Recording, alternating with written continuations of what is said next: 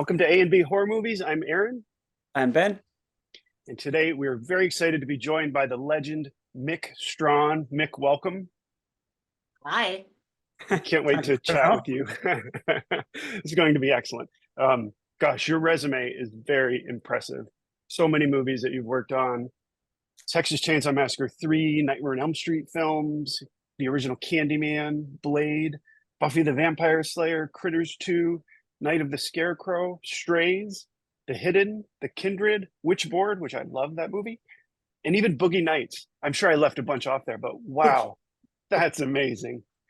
Maybe we won't talk about Boogie Nights. Thank you. That's a funny thing about it is I literally have to go to IMDb so that I know what I've worked on too. It's like and every once in a while I'll remember that I worked on something, right? And I'll go to the computer and I'll type in to see if I was credited for it, and then I have to go on IMDb and add it, because I don't remember half of this crap. Keep it up. And you know what the thing is before the middle of the 90s, the producers really didn't care one way or the other whether you got a credit. They worried most about, the stars credits and that sort of thing, right? Mm-hmm. If you happen to go in for a couple of weeks and do crew or something like that, it's the chances are they just didn't care. I mean, look, I swear, Nightmare on Elm Street 4 used just about everybody in town. I know because I was coordinating them. And at the same time, if you look at the credits literally go by in two screens, boom, boom, like that. And it's a mere fraction of the people that are actually worked on the film. Well, speaking of Nightmare on Elm Street 4, what was your favorite aspect of working on that film? What's one scene or moment that you're most proud of as far as effects? I like the junkyard. Design. I like the junkyard a lot. Yeah. I especially Cool. because I wrote it. I especially like the truck that hits nothing. Oh, that's a little bit later on. It crumples. Yes, that's so cool. That was you. I was in the middle of a meeting, right? And the thing is only 60% of the script actually existed when we started making the film because we were in the middle of a writer's strike. And so if you had a great idea, we were going to film it. and I kept going to these meetings because we were sitting around in a huge creative group. And believe me, when I would do that at that time, that meant that there were a lot of things that weren't getting done. See what I'm saying? So yes. We're sitting in this group and we're sitting around and we're going, how do we get out of the loop? And the time loop in the film. The time loop. Here's the weird thing about it is the way it was written is there was a time loop and then there was a to be determined page that said to be determined, right? And then you go to the next page and you're in the hospital. Right? And nobody had filled in between. And so we're having this meeting to figure out what we're going to do with just the story end of the two of them going into the time loop, right? And we were sitting in the middle of this meeting and it was getting so stupid. I mean, it was like we were up in a plane and we're let's see, what was it? We were up in a plane and we were arguing. And this is after an hour into a meeting that was supposed to fix this, and we're in it, and we're arguing about which one is Freddy. Is Freddy the pilot, or the co-pilot, or the stewardess, or a passenger on the plane? And you see, here's the problem about getting into the weeds when you're in pre-production and you just have literally you're like filming the next week and you have to lock something down, and you're just, I'm just sitting there going, God, man, my life is just seeping away. And I'm sitting there and I put my head in my hand and I'm like, God, I just wish to God we just hit nothing. And oh, brilliant. And I kind of look up. Came together. I kind of look up and everybody's looking at me and somebody goes, so, and this is Rachel Talloway and the head of New Line Cinema. This is everybody, right? The director, Rennie Harlan, and they're just looking at me, and I had been a creative force on this film, so I was at the big table. But I'll tell you the honest truth is I wasn't really paying attention. I was just trying to get out of the room, and And it everybody worked. The looks at stars align. yeah, and everybody looks at me and goes, so somebody in the group, and I think it's probably Rachel Talley, looks at me and goes, so what would that look like? And I said, well, I don't know, if you stretch a huge cable and you put it attached it to the front end, Oh, it's so cool. Yeah. the front end of a truck, and put the other end maybe to a D9 Caterpillar, and you put a camera at the end of that cable and ran the truck to the end of it at about 60, 70 miles an hour, that would pretty much stop it, right? And That's that would put whoever you want in the hospital. And they were like, oh my God. And the effects guy, a really good friend of mine who I was literally working with before the show, right? This Peter Chesney goes, I could do that. Oh, that's so cool. So Such an awesome story too. Yeah. So then I could stand up and get the hell out of that meeting. Cut out of the conference room. The thing is, it is the first thing that Rennie Harlan took credit for on the film. Oh. Yeah, that was my idea. I was like, Yeah. Nope. yeah, sure. Mick, I've got to ask, how did you get into all of it with the FX and building miniature sets and stuff? How did it come about? Well, I got into the business original because my sister needed a painter. My sister was a off-Broadway costume designer. You know, one of those ones where she would sell purses during the day in order to design costumes for a 25-seat theater. Yeah. You know, off Broadway, right? And a director friend of hers got this great job with a Canadian with an American company that was doing a Canadian safety film. And this is a really strange story. So she gets to California, and let me tell you something how the business worked back then is if you didn't really know what you were doing, you hired somebody that was either in the family or you just recently been working with, no matter what they did for a living, right? And that's because you have some control over that person and you can make sure that they shut up at the right points. Like for instance, when they're asking, you know, how much experience do you have? And so this director of off Broadway gets this great gig, $5 million for the Play Safe company. And Play Safe was the Canadian Safety Board, right? They had $5 million that they had to spend before the end of the year, and they got a hold of the guys at I can't think of the name of the company, but it's Dykstra, the film effects guy for Blade Runner, right? Okay, cool.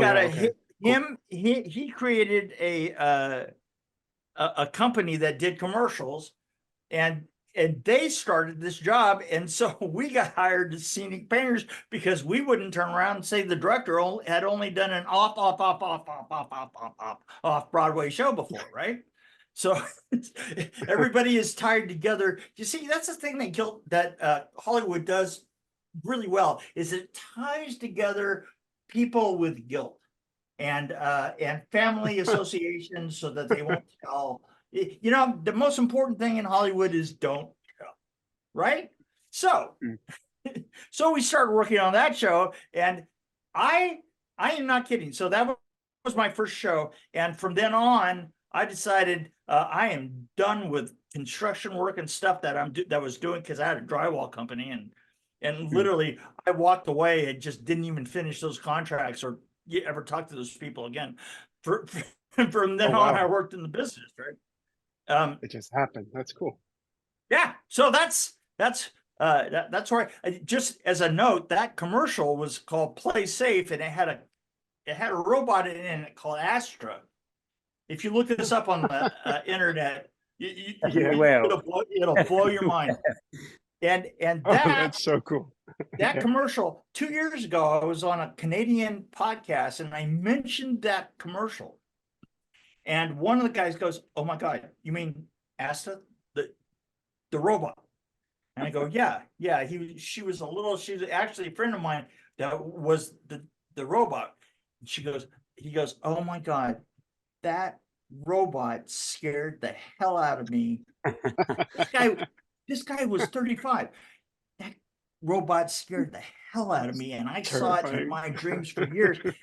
Turns out that it was in an ad for the Canadian safety, because the robot in the middle of it goes and gets its arm cut off in a saw, right? In this weird space place, right? And it grabs the arm and then says, "I'm Asta, I'm a robot. I can put my arm back on. You can't." Right? So that was I can see how that would cause nightmares. Yes. See, I swear to God, you gotta look it up sometime. That's hysterical. Anyway, this guy goes, "Oh my God, you scared, not only did you scare me as a child, you scared me later on." When I went to the theater. That's amazing. I go, "Yeah, you know what? I've had my hooks in you for years." Yes. That was your master plan. That's how it went. Yeah. Oh, that's great. Canadians. They're so wacky. They're so wacky. Oh my gosh, too funny. I have a question about Texas Chainsaw Massacre 3. So I understand that a lot was cut from the film and lost forever, perhaps.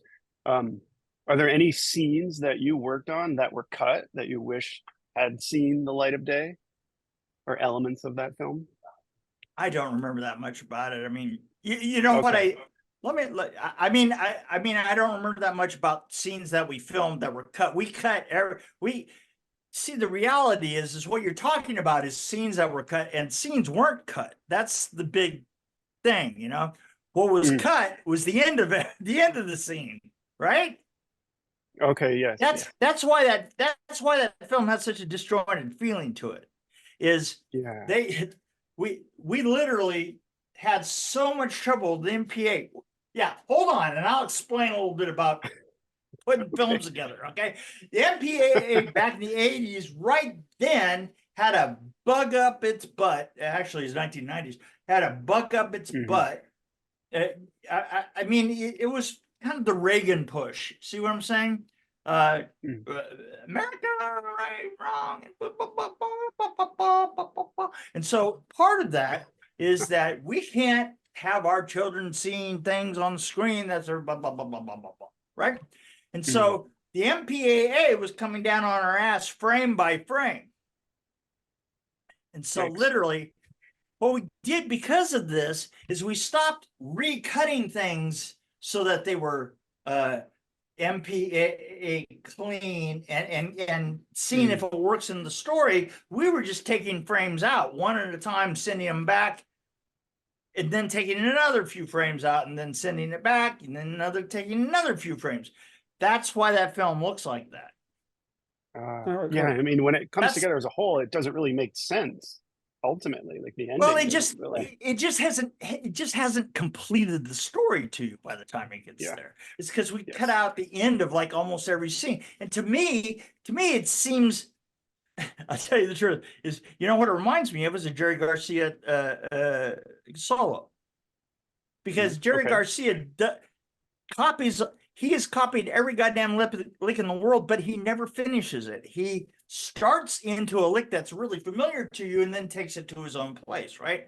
And that's what that film has got, a very jerky sense to it, right? Yeah, definitely. I mean, people that really get into it, very much like the Grateful Dead, you know, kind of like Licorice. You know, people who like that sort of thing love it. People who don't like Licorice absolutely hate it. So that's like why that film's Licorice, out there, is for that particular test. By the way, did you even for a moment expect this to be this weird of a conversation? I don't know. Yeah, you This never is know. normal. You never know. No, this is awesome, man. I think we could chat with you. We could chat with you for hours. So this is a lot of fun. It's not that weird a conversation. You've not seen the people where I live. Oh, that's amazing. I've got to ask, is there one movie you really remember where it was an absolute pain in the ass? Blade. Blade, right? Blade was horrible. Blade. The weird thing is, wait a minute. You're gonna like this, Aaron. Blade had the problem that it had an American body and a British asshole, and the Okay. British asshole was the director, and he wanted to prove that the studio system sucked, and because of that, and the weird thing is the American system is completely based on what the director wants, right? So Sure. of course it sucks if the director wants to destroy everything, and that's kind of what that film was like. Right. Cool. Good to know. Okay, well, maybe we should move on from Blade then. Oh, nightmare. Let's see. I mean, I could ask you a bunch of questions about each movie. Buffy the Vampire Slayer, one of my favorites. Christy Swanson is the OG. This is a weird one. Okay. I got that credit because I came in occasionally. I did a lot of the rigging in the basketball court. I did the flying rigs and all the rest of that. Okay? Like the opening sequence in the gym. What I was originally going to be the production designer, but Joss got fired, and he's the one that hired me. So the both of us kind of went. So to not tell as you the much truth, involvement. yeah, I mean, I don't remember. I mean, days of rigging. You know, it's you come in the middle of the night and you set up for a bunch of people to go from here to there, and that's minor stuff. So I was supposed to have had a much bigger job in it. So that's not one of my favorites. All right. Well, then let me ask you another question. Candyman. Sure. One of the best horror films, iconic, classic. Can you talk a little bit about your experience working on that film? Which one? Candyman. Well, Candyman was kind of interesting. Candyman, I showed up at somebody's office on a stage, and he says, "Hey, yeah, Mick Strawn, you have a real reputation in town." I go, "Yeah, okay." I mean, when people tell you that, put your hand on your wallet and get your asshole to close as much as possible. And so he goes, "Hey, you got a reputation around town." I'm like, "Oh my God, you wouldn't happen to have a metal chair, would you?" So anyway, think about that when you get back. Get back to me on it. So he goes, "Look, I've been having some trouble with my art department, and I need somebody to just, coalesce and put everything together between now and the end of the show." And obviously they had just gotten to the stage, right? I could tell because I could see out the window of his office, I could see the red light, spinning, and I knew he was on the stage. Okay, well, okay. I said, I'm game. I didn't have anything happening for a couple of weeks, so I said, no problem. I can finish everything up, and actually, I found out later on that they filmed for another 5 weeks. So we made this great deal. I mean, he was being incredibly generous, and I was like, and that's the other thing. Never trust them when they're being really generous. So I walk out of my office. I walk out of his office, and instead of turning right and going to where my car was, I turned left and went over to where his stage was, and I waited until the light went off, and I walked onto the stage. I get into the stage. Of course, it's black, right? And stage is black. So I'm standing here, and the thing is you walk onto a stage, and you usually go in about 5 steps or so, and you just stand and let your eyes adjust because it's black, and you're always going from the light outside, California light, to stage light, right? And I'm waiting and all of a sudden around the corner, this guy comes running, and he's got jodhpurs on. You know what jodhpurs are? Yeah. Yeah, I was going to say your English guy. He's going to know what a jodhpur is, right? So this guy is wearing jodhpurs. By the way, jodhpurs are those weird pants that you saw in silent movie times, right? Yeah. The balloony kind of pants that directors wore, okay. right? Okay, that's called the jodhpur. Okay, so so he runs in front of me, right over to my left is the craft service table, and he grabs one of the coffee containers, the container, right? Yeah. Full of coffee, and he runs back around the corner. I was like, okay, I'll follow that. I mean, come on, you gotta want to know what that's about, right? Yeah, sure. What was happening there? Yeah. And I go around the corner as I'm coming around the corner of the stage, or of the set, and it's that apartment that really kind of Mies van der Rohe kind of period Chicago apartment. Yeah, sure. I walk around the corner, and just about halfway around, I notice that the camera's here off to the right, and standing behind the camera is like everybody that's on the stage. I mean, not just the crew, but the cast and the crew, and it seemed like people that walked by. I mean, you can tell. And I was like, well, that's fucking weird. And I keep on coming around the corner, and there's the guy in jodhpurs, and this very fashionably dressed older woman, and they both have coffee containers, and they're trying to throw the hot coffee, onto the other person. And not only, and here's the thing that's great is that bizarre. I don't know if you've ever tried to like throw coffee out of a container, but half the time it would pitch back up because they had the handle like this, and they would be pouring hot coffee on themselves. Which I suppose in the end it gets the job done, right? so I went, oh, you know what? I kind of see the problem here. And I walked back into the guy's office, and when I did, walked into this, his secretary was out there going, oh, no, he's really busy. And I go, yeah, it's okay. This is only going to take a minute. And I walked into his office, and he was like, you went on stage, didn't you? I said, yeah, that's pretty fucking interesting. Sounds like a happy set. So I doubled my fee. Of course. And here's what I said. I said, look, the most important thing I'm going to do is I'm just going, he goes, you can be the art director. You can be anything. I said, I tell you what I'll do. What you really need is somebody to actually get in between those two. And he goes, yeah, wouldn't that be great? And I go, well, I'll tell you what, double my fee and I'll be the guy. And you'll do it. Yeah, you'll be the buffer. So I got a credit.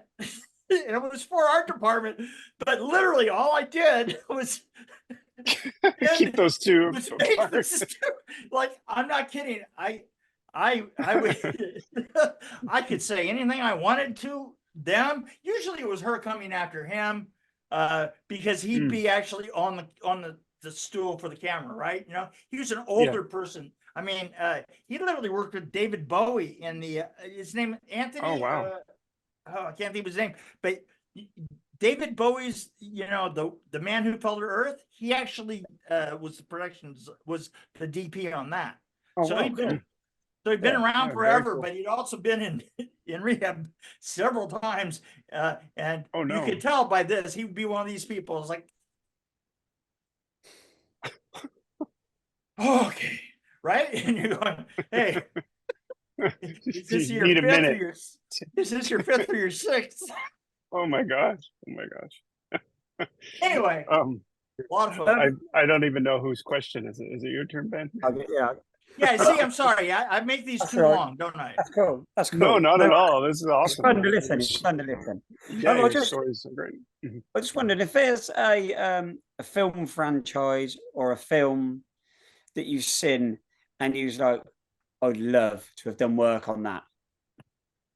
Oh, something that's that. Ugh. Any franchise or any film that you've seen in the past? Is that George Miller. No. I'd love to work with George Miller. Yeah. Oh Cool. yeah, Oh yeah. Oh yeah. that's He's really cool. just, you know, I haven't seen Furioso, but the one before that and back to the original Mad Max, Mhm. just to have been the production designer on those, I just love that. Cool. I just Yeah. love that stuff.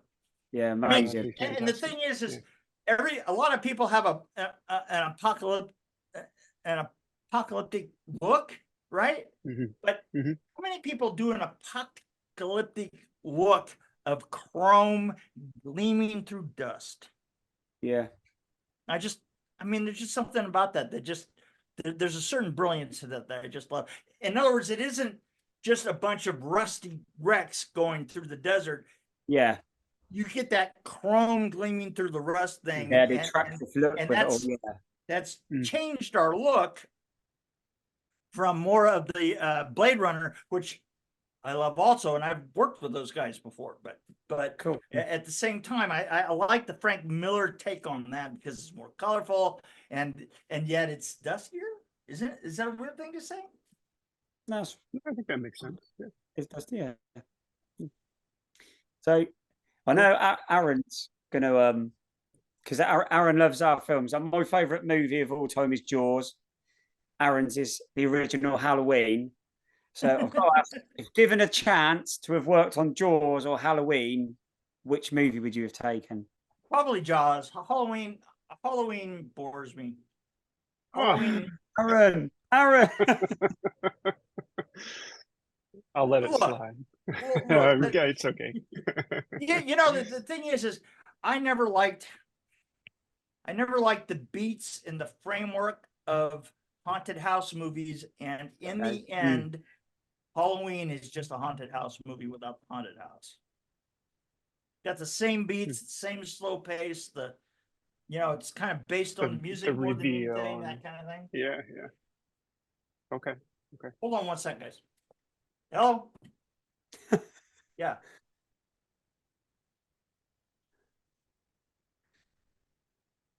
How's your day been? Give me about 20 minutes, okay?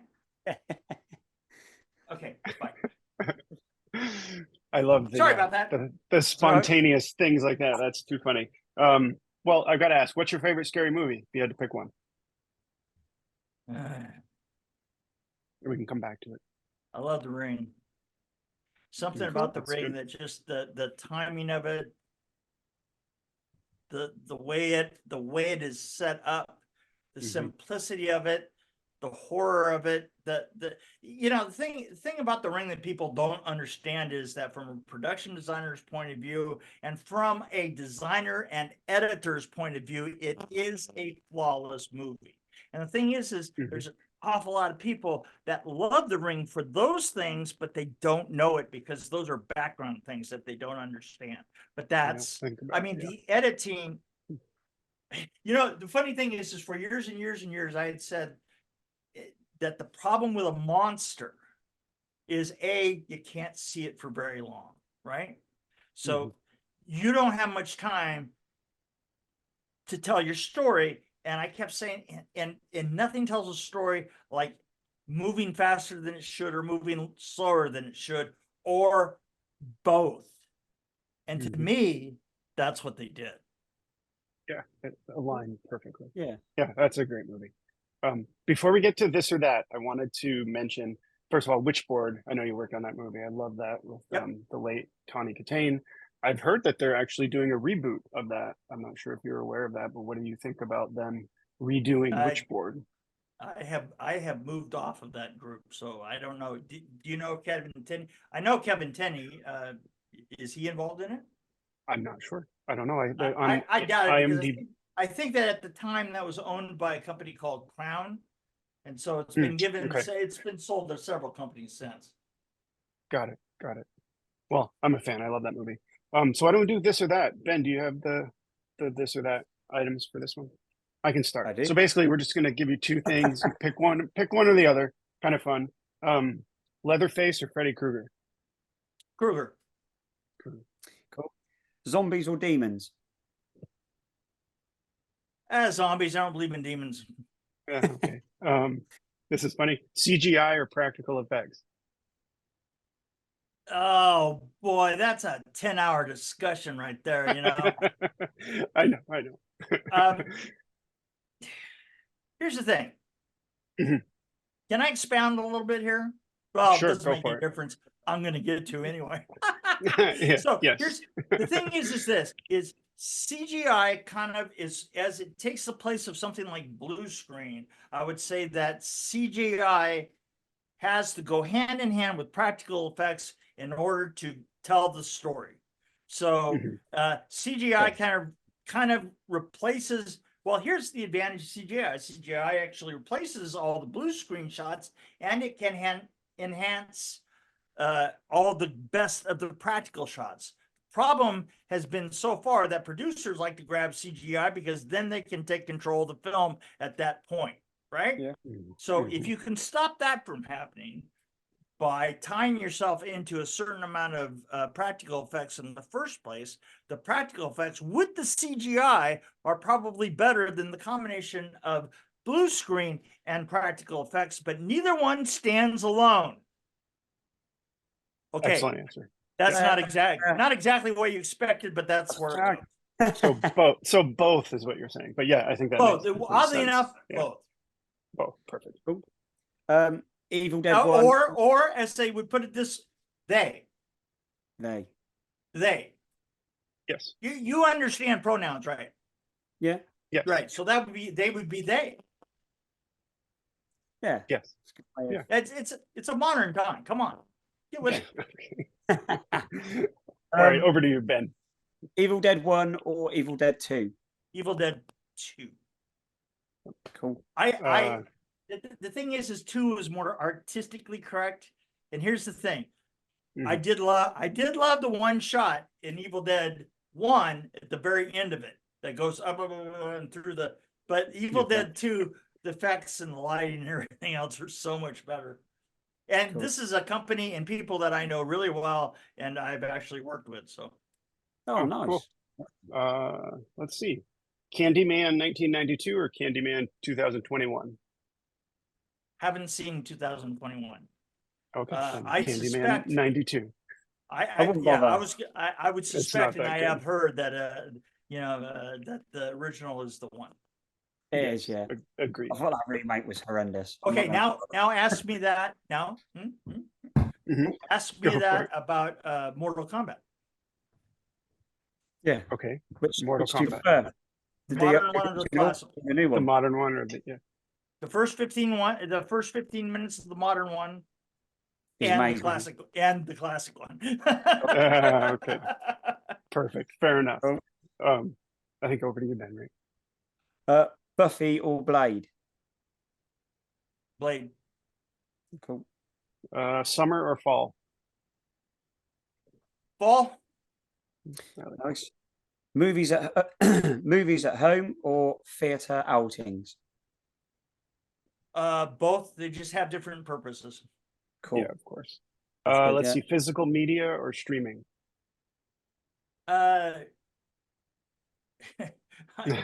I'm sorry. For me, it's going to have to be streaming, and it's for an odd reason.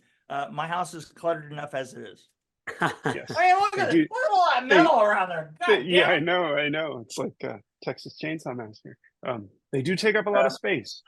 They do. Yeah, And yeah. then- No. I just, you know what? Here's the thing. I just don't have the energy for a good addiction like that, right? I mean, Yeah. part of the reason that I'm not still doing coke or dead is that I just don't have the energy for those kind of addictions. I'm just not. It's like, oh, do I have to go steal money for some more coke? I'd rather just sit here and die. Fair enough. Yeah. Well, on that note, I think we got Thought one these more. would be easy, didn't you? Ben, you can do the last one. I'm pretty sure I know the answer. We always finish with this one. Halloween 78 or Jaws? Oh, Jaws. Yeah, of course. That's not even a question. All right, we'll move on from that. Well, Mick, thank you so much. This has been fantastic. Yeah. Let's see. Are you going to be at any horror conventions coming up? Oh, you know what? This year, I have a film coming out called Solitude. and I'm spending, and I also have a film coming out a little bit later in the year called Pig Hill. Solitude, I was the director on. Pig Hill, I was the production designer on. Oh, cool. This year, I'm working more on finishing up the film Solitude and getting it released. So I haven't really done, that many. Probably next year I'll be at Scarefest in Okay, Lexington. cool. Well, that's And awesome. I show up on. I show up all over the damn place. Of course. Well. Well, keep us updated on Solitude. That was my next Yeah. question about any upcoming projects. If there's anything we can do to promote the film, happy to do that. We could have you back on again, and maybe some of the that'd be great. cast, whatever we can And do to help. one last one. I'd love to ask, what is your favorite practical effects movie?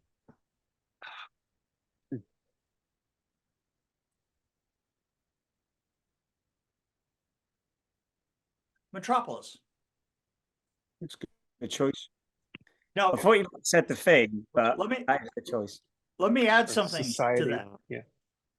On Metropolis, I actually figured out one of the shots, and we used it on Hercules Circle of Fire.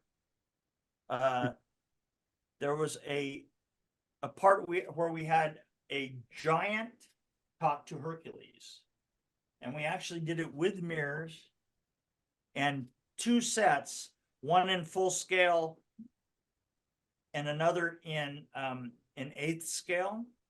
And we had somebody sitting in the 1/8 scale talking. We had Prometheus talking to Hercules back and forth.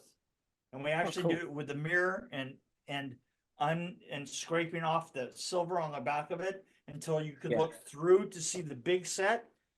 And nice. and then see in reflection, you could see the small set with him sitting in it, so that they talked past each other and it looked like they were. It was the most amazing thing to see. That's cool. Something Yeah, that's cool. truly amazing practical. That's cool. Awesome. Good choice. Yeah, that's cool to know. Well, yeah, it's a great film. Let's see. So, well, thank you, Mick. This has been fantastic. Ben, do you want to do the closing? Yeah, head over to A&B Horror Movies on Instagram. Also, if you've come across this channel and you're watching it, thank you. Hit the like and subscribe because it helps us. And thank you to everyone who watches. And a big thank you to Mick. It's been a pleasure talking. Agreed. See you guys. Agreed. Awesome. Thank you. Bye, everyone.